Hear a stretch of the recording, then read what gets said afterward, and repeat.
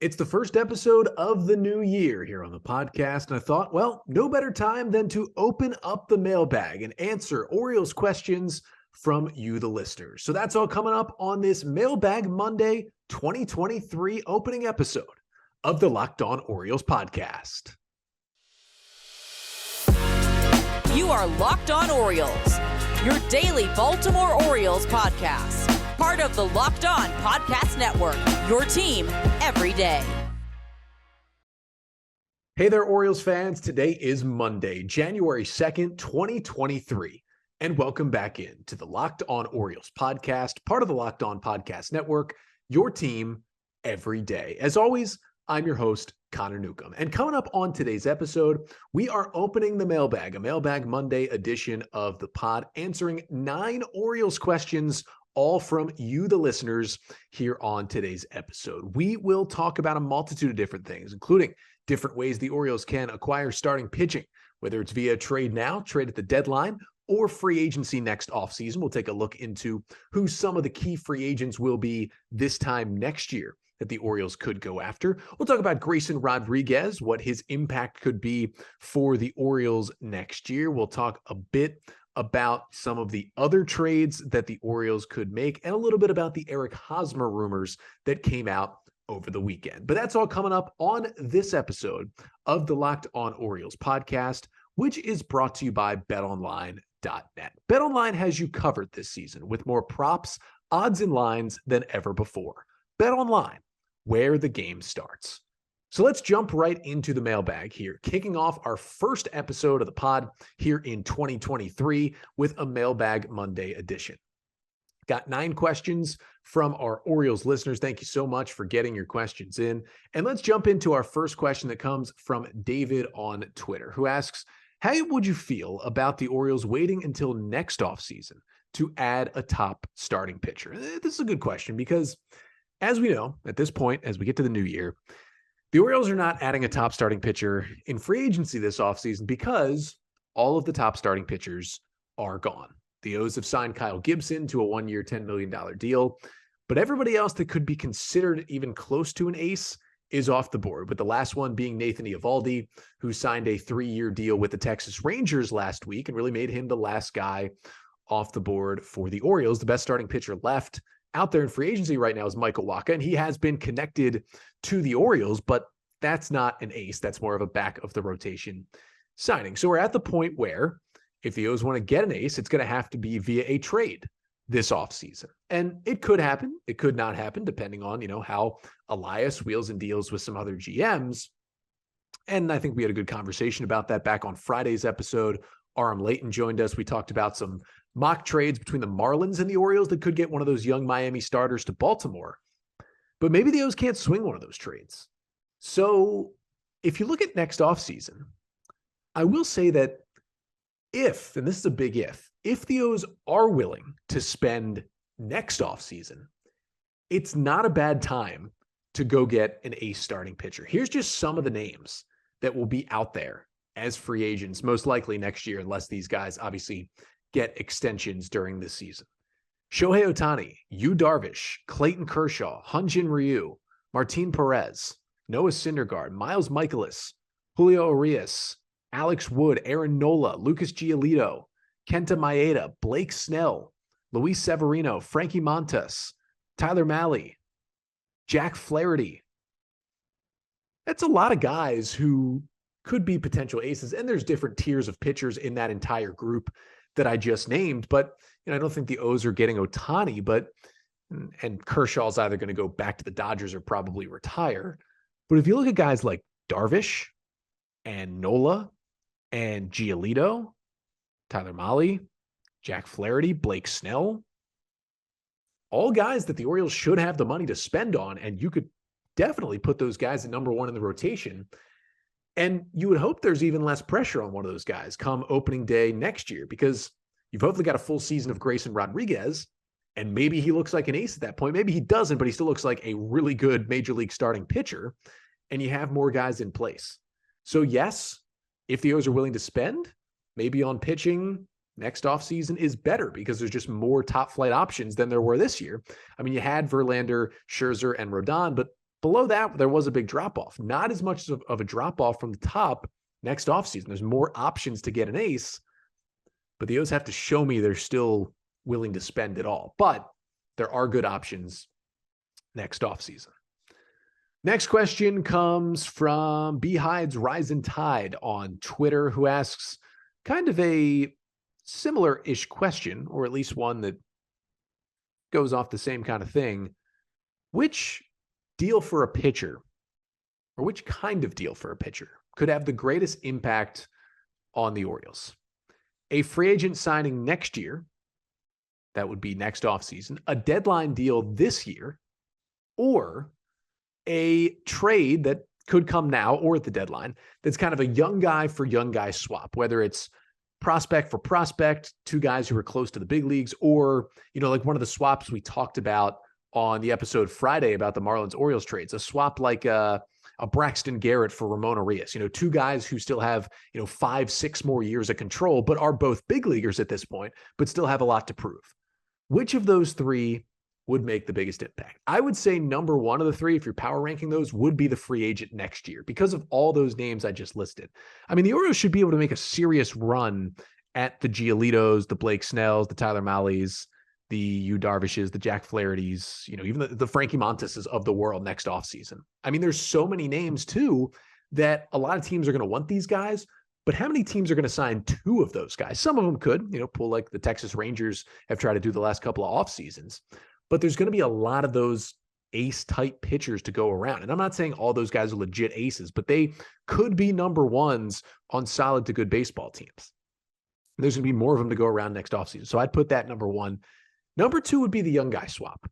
I think it's interesting to get a guy like a Braxton Garrett, who we talked about, or like an Edward Cabrera from the Marlins, who we also talked about, or a Trevor Rogers from the Marlins, like we talked about on Friday's episode, where, maybe the Orioles give up a Ramona Arias, a Jorge Mateo, a Jordan Westberg, a Joey Ortiz type in that deal. Either a guy who's briefly been in the big leagues or, has been in AAA and is a high prospect and is about to be in the major leagues in the near future. Now, I don't think the Orioles would probably trade for a pitcher who hasn't been in the big leagues yet, but they, again, could trade for one of those guys like Garrett or Cabrera, who's been in the bigs a little bit with some success, but still isn't quite proven yet, but was definitely a very highly rated prospect and has a very high ceiling. I can see the O's trying to make a trade like that. And that's a trade where, I would put that number two because you don't have to bank on that player performing in maybe the, 1 or 2 years you have him if you trade for him and then you don't extend him.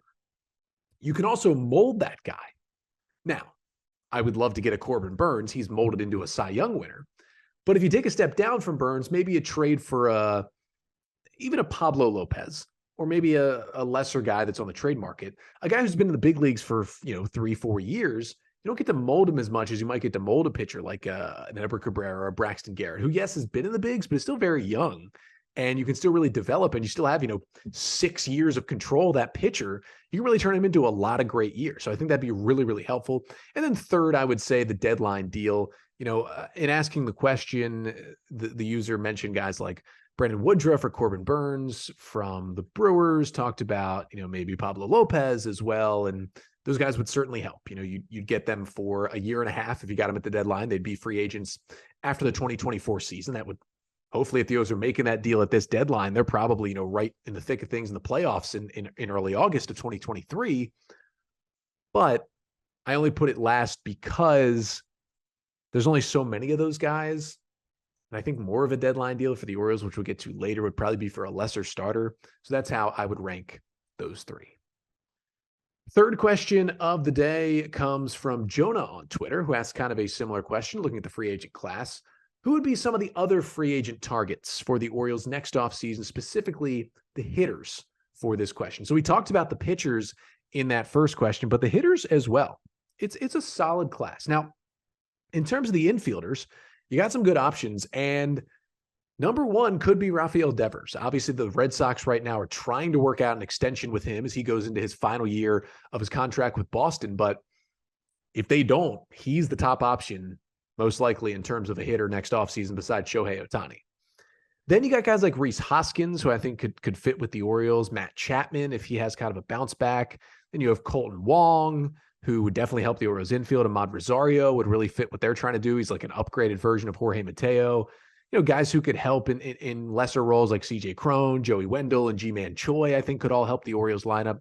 And then in the outfield, if the O's are still looking for an outfielder, Jock Peterson would be out there again. I thought he was a perfect fit for the O's this offseason, just didn't make the deal. Charlie Blackmon would be out there. We'll see how much he has left in the tank after his final year in Colorado. Teoscar Hernandez, who was just dealt to the Mariners, he could be out there. Then Michael Brantley again would be out there. And a really interesting one is Ian Happ of the Cubs is looking like he's going to become a free agent unless the Cubs lock him up to an extension, which they certainly could do throughout this offseason. But definitely some guys who could help the O's lineup, and those would be some guys I definitely could see them targeting this time next year.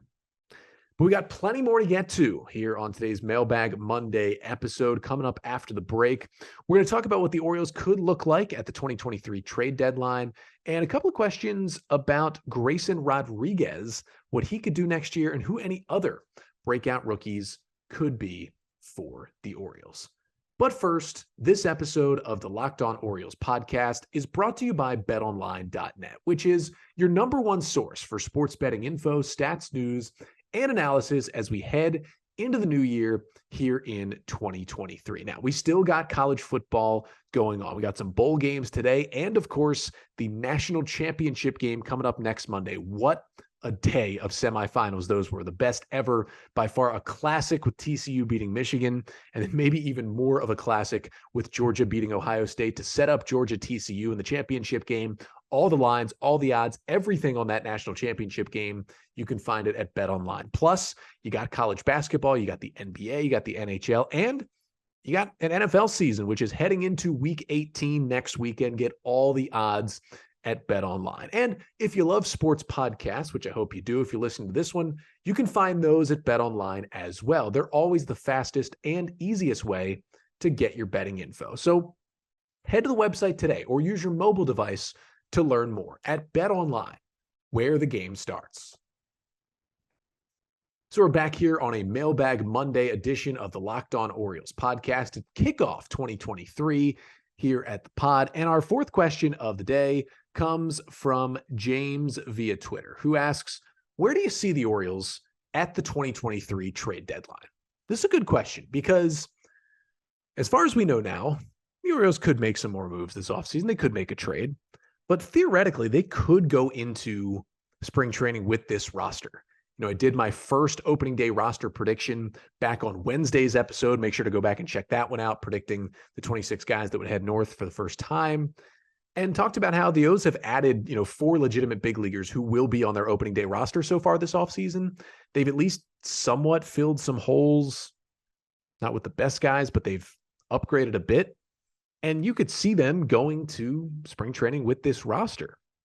So if you're looking at this roster and you're saying, well, what would the O's do then at the deadline, kind of the next big chance to acquire players? Well, obviously it's going to depend on the team's record and how the team's playing through the end of July. But I really do see the team, unless the Orioles are just mowing teams down, unless the O's are 20 plus games over 500, or unless the O's are 20 plus games under 500, which would be a difference, I think they'll be somewhere in the middle of there. And I think they'll kind of be tweeners, kind of teams that buy and sell at the same time. Now, we saw what the O's did last year. They trade Trey Mancini for prospects, they trade Jorge Lopez for prospects, and they basically pick up Brett Phillips in a trade that was essentially a glorified waiver claim. That was their trade deadline when they were in a playoff race last year. They certainly in total subtracted from a good baseball team. I don't know if they'll exactly totally subtract from a good baseball team like they did, but I could see them adding and subtracting. I could see the team trying to add a cheap reliever, maybe a guy with 2 or 3 years of control who could help them down the line, a guy on a bad team who won't cost too much in terms of prospects, maybe adding a rental bat. I don't see them adding many rentals, but maybe a guy who's only signed through the rest of the year, but just to help them out, maybe plug a hole in the lineup for pretty cheap and to get them through the end of the season. And then the last thing would be trying to get a starting pitcher with team control, something I think they're still trying to do this offseason. But if they don't get it done, they could certainly try it at the deadline if guys like Burns or Woodruff or others are available. Kind of going to depend on how some teams like the Marlins or maybe the Tigers are doing next season. But I could also see them subtracting from the team. You could see them trade a guy like Anthony Santander. His contract is up after 2024. You get to the deadline, you have a year and a half of him left.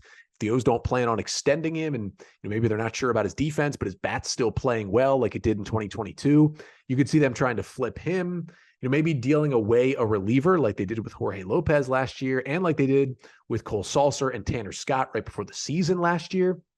Not exactly a complete sell-off, but maybe trading high on a guy like Cionel Perez if he has a good first half, or trading high on somebody we don't even know at this point, somebody who comes in and pitches well. Maybe it's Dylan Tate or someone like that, and then maybe trading away from the infield depth.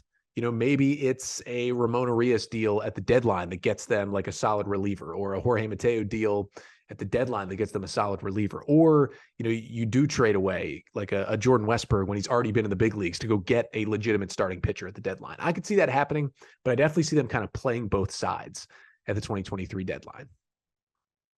Next question comes from Aiden on Twitter, who asks, could Grayson Rodriguez bail out the Orioles rotation by having a Spencer Strider-like rookie season in 2023? Another good question, because listen, Spencer Strider was incredible as a rookie for the Atlanta Braves this year, was awesome, was a strikeout king. The stuff was tremendous, helped the Braves win the division, and finished second in NL Rookie of the Year, only behind his teammate, their outfielder, Michael Harris. Could Grayson Rodriguez put up, at least per inning basis, those numbers? Yeah, I think he certainly could. He's got the stuff. We've seen it in the minor leagues. It's elite. He's one of the best pitching prospects in baseball. He could put up those numbers on a per inning basis. The reason I will say I don't think Rodriguez could, quote, bail out the Orioles rotation. The point of this question is, say the O's don't add anything more to the rotation. Maybe some of their guys regress a little bit, like Tyler Wells or Dean Kramer or Kyle Bradish, and, John Means isn't ready till midseason, and they just need somebody to pick them up. I don't really think it could be Grayson Rodriguez. And I say that only because, and this is also the reason why he probably wouldn't have a Strider-like season, he's going to be on an innings limit. The most innings he's pitched in a pro season, 103. That was in 2021. He threw only 75 2/3 innings last year. Of course, went down with the lat injury in June, came back right at the end of the year to make a couple of starts, but never did get to the big leagues. They're going to slow play him.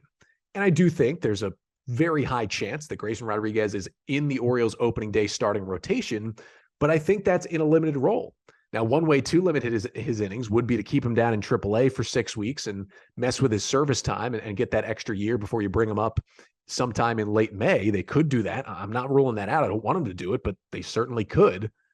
And even if they don't, Rodriguez is never going to pitch more than 5 innings at a time, especially in the first half of the season. Because again, they're not going to limit him to 100 innings, I wouldn't think. He's done it already. He was on pace to throw way more than that last year. I mean, he got injured in June with 75 innings.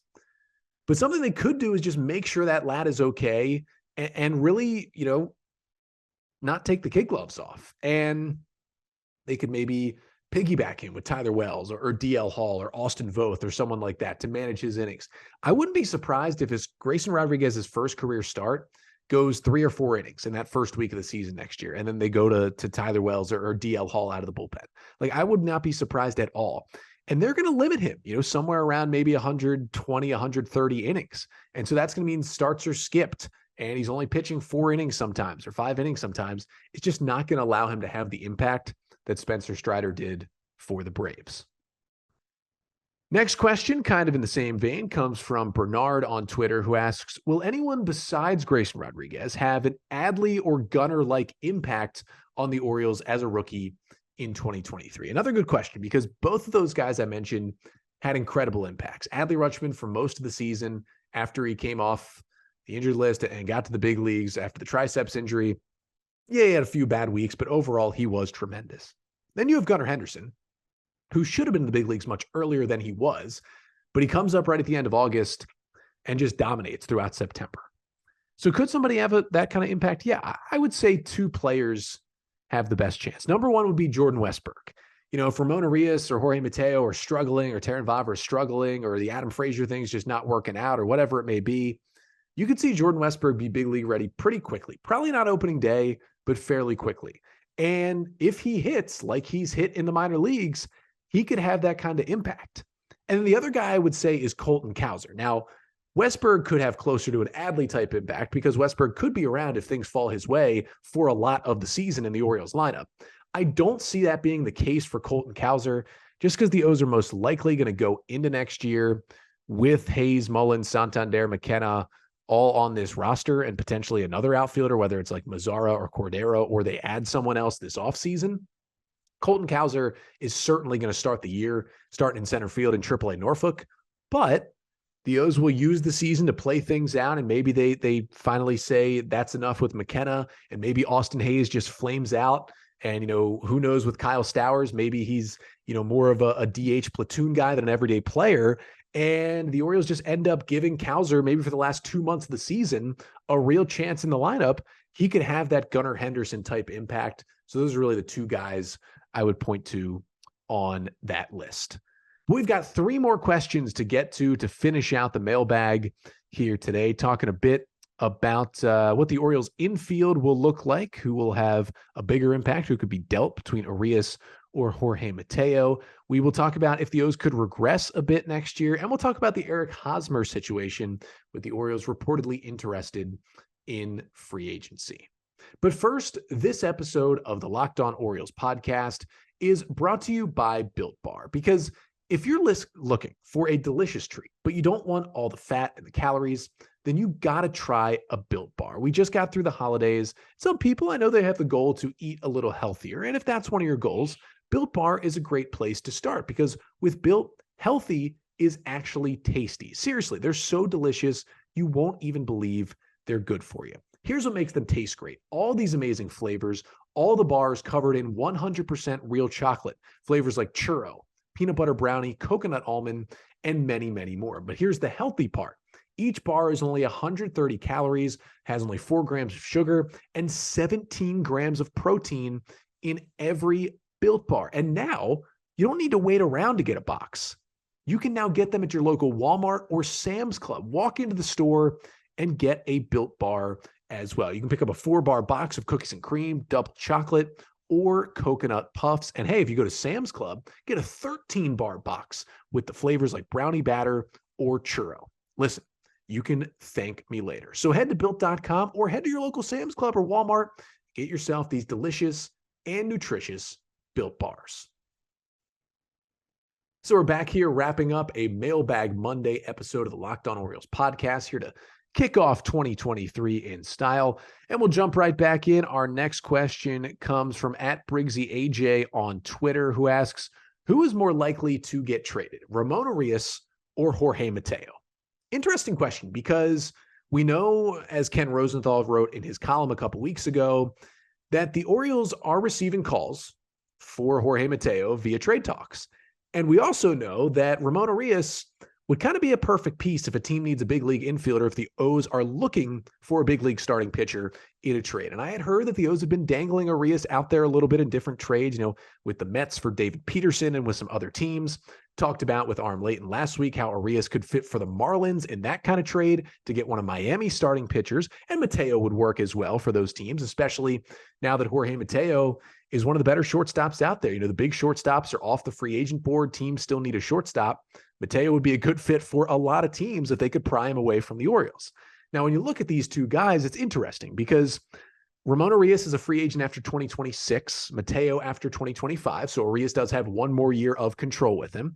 Ramona Arias has had a better bat substantially in his career. Now, Mateo brings you other things like amazing defense and base running, but Ramona Arias did just win a Gold Glove at third base, had a great defensive year as well. So although Mateo is a better defender, Arias is a better hitter, and he's still a really good defender in the infield. Now, Mateo can play a little bit of the outfield if you need him to, which Arias really can't.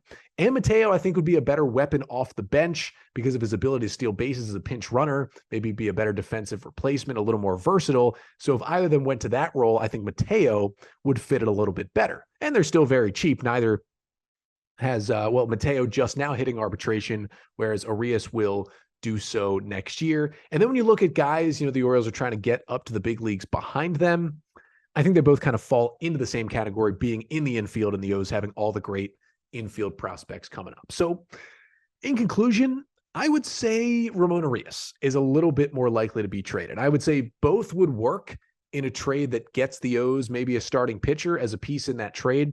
But the reason I say Arias is other teams might like him more because the bat is better, and the Orioles might value Mateo more because if Westberg comes up and is a stud, and Gunnar continues to be a stud, and Adam Frazier works out, or maybe they sign another infielder, or Joey Ortiz is really good, or whatever it may be. I just think Jorge Mateo, because of the speed and the defense and the ability to play all over, fits a bench role better than Arias does. And if they're both resigned to that role, I think the O's would choose Mateo over Arias. So that's why I'd say Arias would be the more likely to be traded. Next question comes from Todd on Twitter, who asks, do you think the Orioles, whether as individual players or as a team, will regress next season?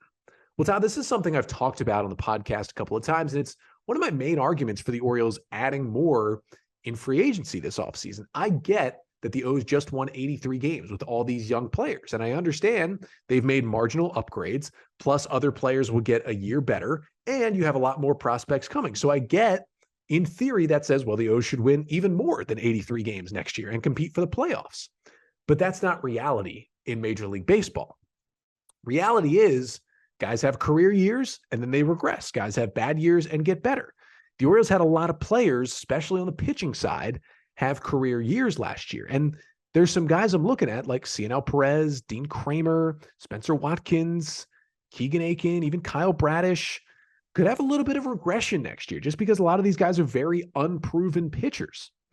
And, you're even looking at, Felix Bautista was so good, he could even regress a little bit. Now, I'm not saying he's going to be bad, but there's a good chance he's not as dominant next year as he was this year. And then you have guys, hitters, Jorge Mateo, Ramona Arias, I could both see regressing some for the Orioles.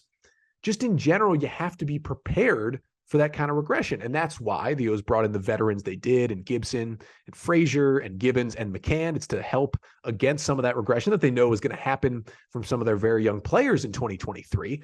I just think you had to do a little bit more to back up and account for that regression.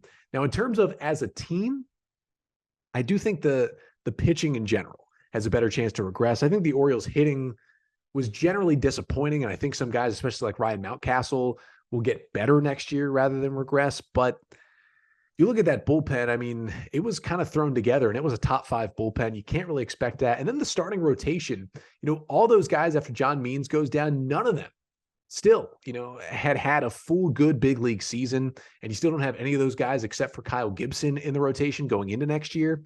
You got to expect a little bit of regression, a little bit of struggles. And I think, Todd, it will happen next season. Now, hoping not too much and hoping they can fill some of the holes to make it okay. You just have to be ready for it. It's going to happen. It's how you prepare for it. I don't think the O's have prepared for it quite enough going into next year. And then the final question of today's mailbag episode comes from Zach on Twitter, who asks, would you rather sign Eric Hosmer in free agency or give Franchy Cordero a chance to be Ryan Mountcastle's backup at first base? This is a good question. It came up over the weekend when the Orioles, according to John Heyman in his article at the New York Post, were reportedly interested in Eric Hosmer in free agency. Now, Hosmer, of course, left-handed bat who plays first base, kind of something that the Orioles, I think, are still looking for right now in the free agent market, and is a veteran. And many people said, well, Eric Hosmer, he's a 4-time Gold Glover. He's won a championship. He's clubhouse leader, blah, blah, blah. No, please keep Eric Hosmer as far away from my team as possible. Now, some of this has to do with him being on the 2014 Royals. And everything about the 2014 Royals will always hurt me. I don't want them anywhere near the Orioles.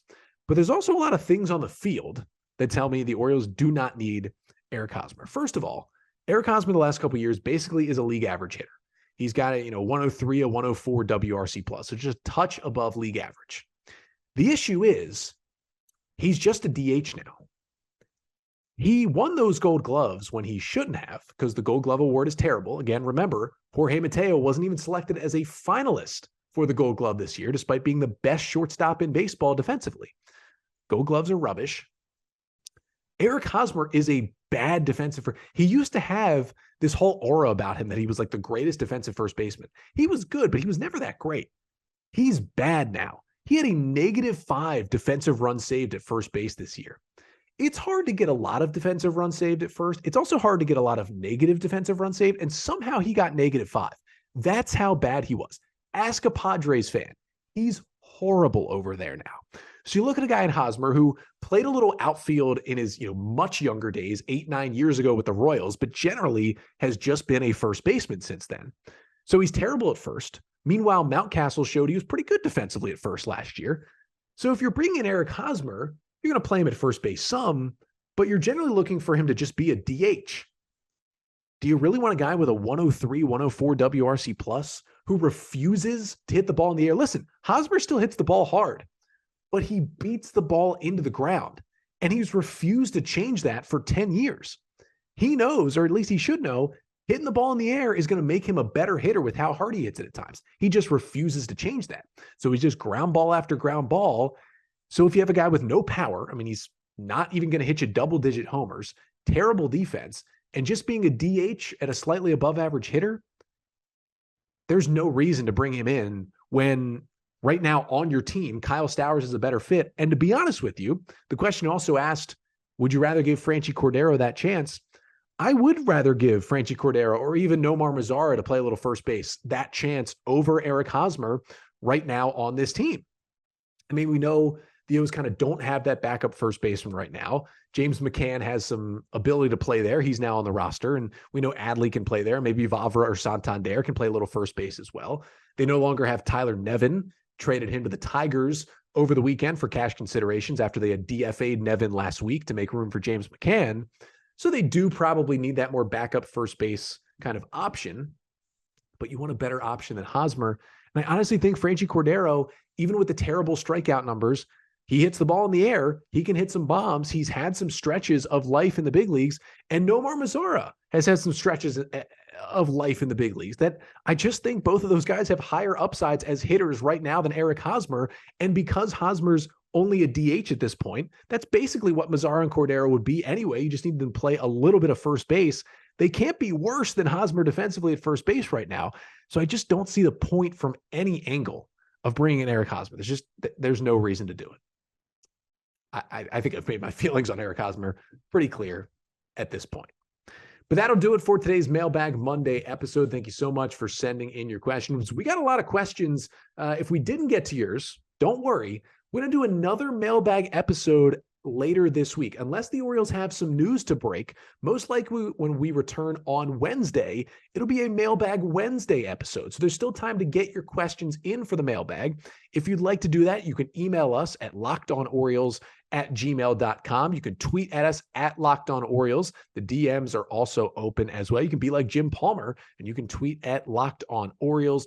You can also leave a comment on our YouTube page. Make sure to like, comment, and subscribe to the Locked On Orioles YouTube page. Leave a mailbag question in the comments and we'll get to it. Or on Apple Podcasts, if you give a 5-star rating and a review to the podcast, leave your mailbag question in the review section and we'll get to it on a future pod, which looks like it'll be a Mailbag Wednesday coming up on the pod when I return. But thank you all so much for tuning in here to start 2023. It was an amazing record-breaking year for the Locked On Orioles podcast in 2022 and hoping to break even more records this year. Hopefully the Orioles give you something to want to listen to me talk about here in 2023. But I'll be back to continue doing that with a Mailbag Wednesday episode coming up in 2 days. But until then, I'm Connor Newcomb, and this has been the Locked On Orioles podcast, part of the Locked On Podcast Network. Your team every day.